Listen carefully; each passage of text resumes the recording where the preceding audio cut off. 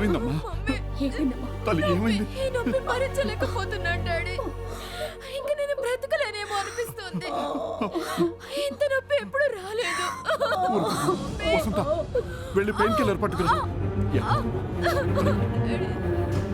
కొంచెం ఓర్చుకోమ్మా, ఓర్చుకోమ్మా. త్వరగా తగ్గిపోతుంది.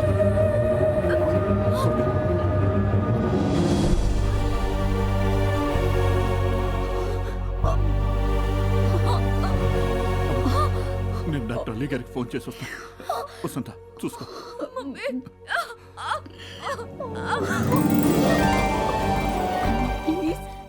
ఈ బాధ కంటే చావే బెటర్ కదా మమ్మీ. అలా అనకమ్మా. ఆలయ అంకుల్కి ఫోన్ చేశాను, వచ్చేస్తాను. కాస్త ఓర్చుకోమ్మా, ఓర్చుకో. ఈ పాడు చెప్పేదో నాకొచ్చిన ఆనందంగా భరించుండేదాన్నండి. ఆ భగవంతుడు మన మీద ఎందుకు ఇంత పగబడుతున్నాడో అర్థం కావడం లేదు. ఊరుకో వసంత, నువ్వు కూడా ఏంటి? అమ్మా, కొంచెం ఓర్చుకోమ్మా.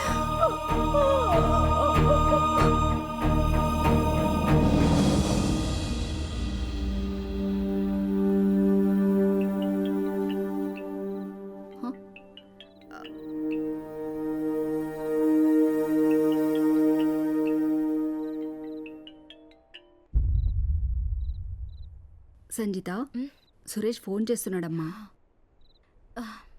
హలో సురేష్. సంజిత, నేను అంకితను మాట్లాడుతున్నానమ్మా. ఏంటక్కా?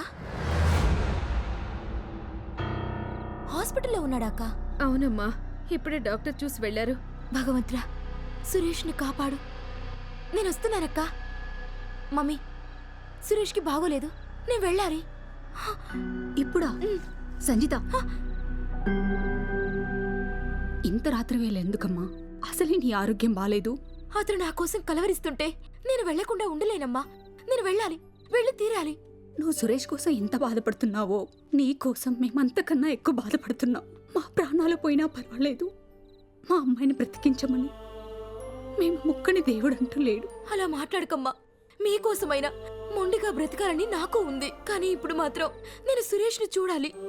సరేనమ్మా, నీ ఇష్టం. మా ప్రాణాలన్నీ నీ మీదే ఉంటాయి. ఉండు, డాడీని నిద్రలేపుతాను. వద్దు ప్లీజ్, నాన్నని డిస్టర్బ్ చేయకు. నన్ను కనిపెట్టుకుంటూ నిద్రపోవడమే మానేశారు. నేను డ్రైవ్ చేసుకుంటూ వెళ్తానమ్మా. సరేనమ్మా, జాగ్రత్త.